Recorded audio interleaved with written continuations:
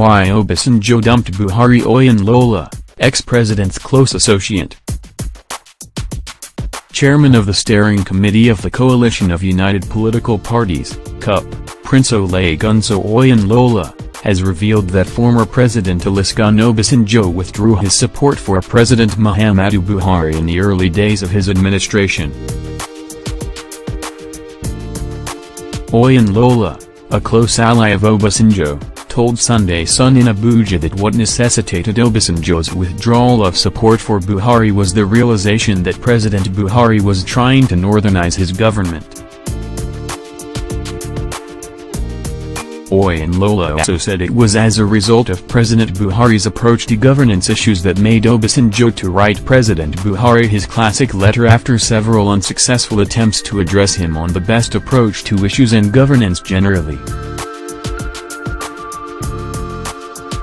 Asked at what point Obasanjo and Buhari parted ways, the former military administrator of Lagos State and former two-term Osun State governor said, at the point where at the initial stage, it was found out that he was trying to northernise the government. And if you see the appointments, you will agree with me that there is not a clear demonstration of nepotism in his appointment.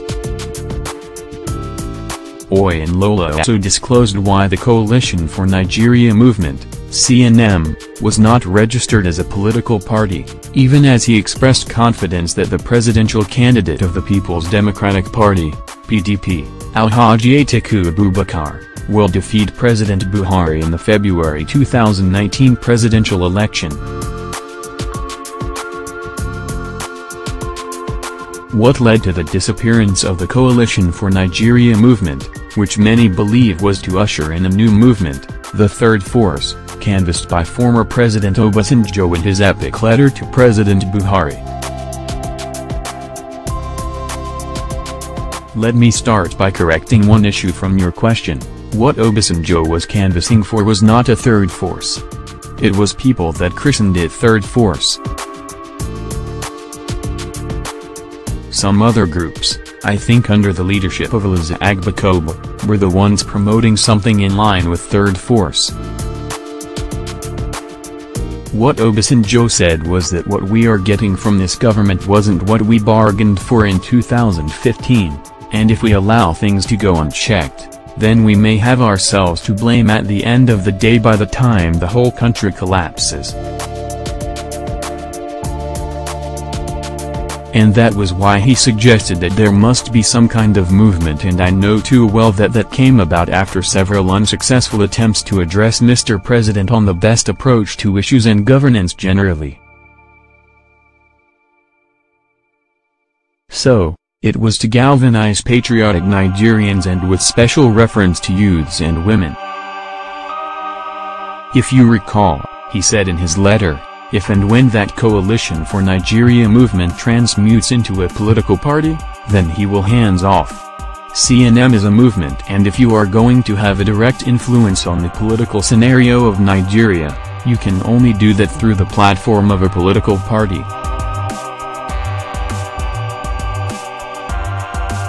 That was the reason CNM had discussion with several political parties, and we believe the objectives of the African Democratic Congress, ADC, met the policy direction of CNM and that of our dream for a future Nigeria.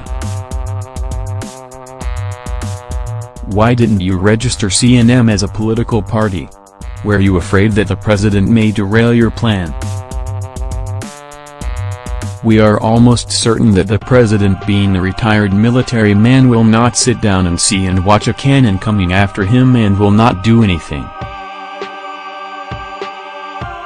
It will be unthinkable for him to allow a suggested movement like that of Obasanjo to be registered as a political party. We believe if he was thinking rightly that he wouldn't do such a thing, and that is why we looked for an existing political party, and that is why we ported into ADC. What is the strength of ADC nationwide? Today, if you pick APC, you pick PDP, ADC is the next party in order of ranking. Are you fielding candidates in the various positions across the country? Yes. The only position that we can no longer contest for is just the presidency.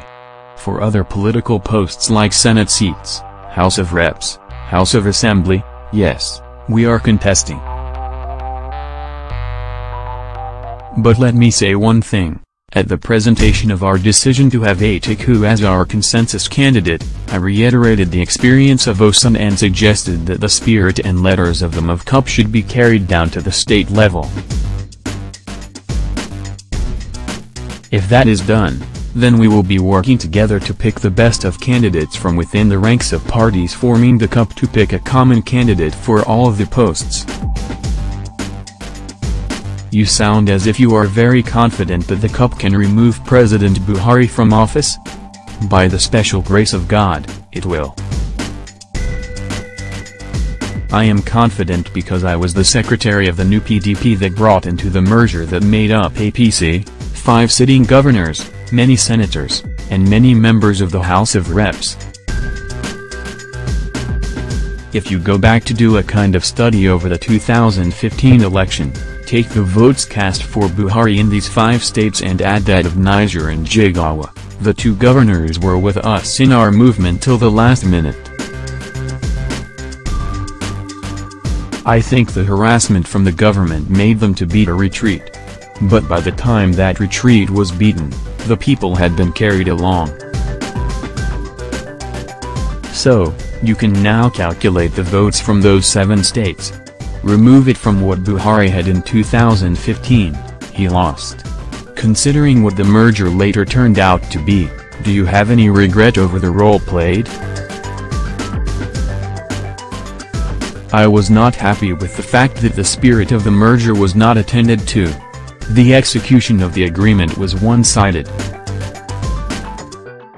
I say so because, yes, if there are 4 major parties that made up the coalition CPC, ANPP, ACN and New PDP, the position of presidency went to CPC, chairman of the party went to the ANPP, then the speaker at the initial stage went to ACN. That was the plan. Now, the remaining one, Senate President that was supposed to come to us, some people were foot-dragging and in their equation. Of all the sharing formula, we were quietly left out, such that in important decisions and meetings, we were almost forcing them to remember that the new PDP was part of the merger. So, it was a selfish union? That is it. But the Almighty God will never allow iniquity anywhere. And that is why the position of Senate President and that of the Speaker that came to New PDP, came by the grace of God and out of the greediness of those people. If not, if they had agreed that okay, everybody has taken its own, let New PDP have the Senate seat as part of the merger troop, there wouldn't have been any confusion. But things went haywire, opposition even decided to vote for Bukola and Dogara. And that is why it was God that gave the National Assembly to the new PDP. Don't you think the same greed that characterized the merger will play out in the CUP if it eventually wins the 2019 presidential election? How can it come up? Some believe that your decision to quit the APC was a wrong step. I am the one that have the step to take and there is nobody to assess my movement whether it was wrong or right. If you pick the allegations made against the president and his government by Obasanjo in his letter, nobody could fault it. Obasanjo stuck out his neck for him to my knowledge.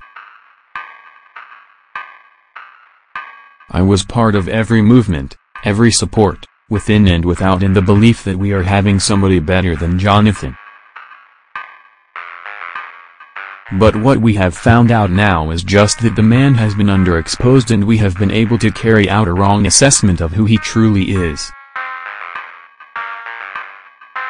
But he has been in government now and we have been able to see the level of his capacity. As someone who is very close to former President Obasanjo, at what point did Obasanjo and President Buhari have a point of departure? At the point where at the initial stage, it was found out that he was trying to northernize the government. And if you see the appointments, you will agree with me that there is not a clear demonstration of nepotism in his appointment. But he could not say anything because he was at the forefront in the campaign to install Buhari. And when it became difficult for somebody to reach out to the president to chip in 1 or 2 words of advice to assist him in governing well, then, what is one waiting for there? It is just a shame that in this country, we seem to gloss over serious issue. The wife said the man is not in charge, that there are only 2 or 3 people running the government. She said it that millions of people voted for this man, but only 2 or 3, what else does anybody want to say? This is the wife, that is, his better half. If the outcome of the forthcoming presidential election does not favor your candidate, Alhaji Atiku Abubakar, what will be your reaction? I know only the Almighty appoints. But I want to believe that with what we have put in place, with the kind of hunger ravaging the entire nation, with the insecurity pervading the nation and so many misgovernance being witnessed, I don't see Nigerians voting Buhari back into power. That is it. Because if you ask anybody, are you better today than you were 4 years ago, go and take out a census and see what the response is going to be. There were earlier calculations zeroing in Atiku's vice presidential choice on the Southwest and you as his deputy. What later happened? What changed that plan? Anybody who knows the man we are going to take on for at the next election, will know that there is need for a strategic plan, a very strong strategic plan to be able to take him out. And that is why I am happy with the way it went. If we are talking of equity, then the highest position in the country should not be an exclusive preserve of some zones alone. Today, everybody has been shouting, Southeast, Southeast, why wouldn't they have the opportunity to serve at the highest position? And I think the first step is by picking a vice president from there. Does that mean you agree that in 2023, the presidency should go to the Southeast rather than the Southwest? Totally, totally. That is my personal view. Are you sure the PDP will agree to that?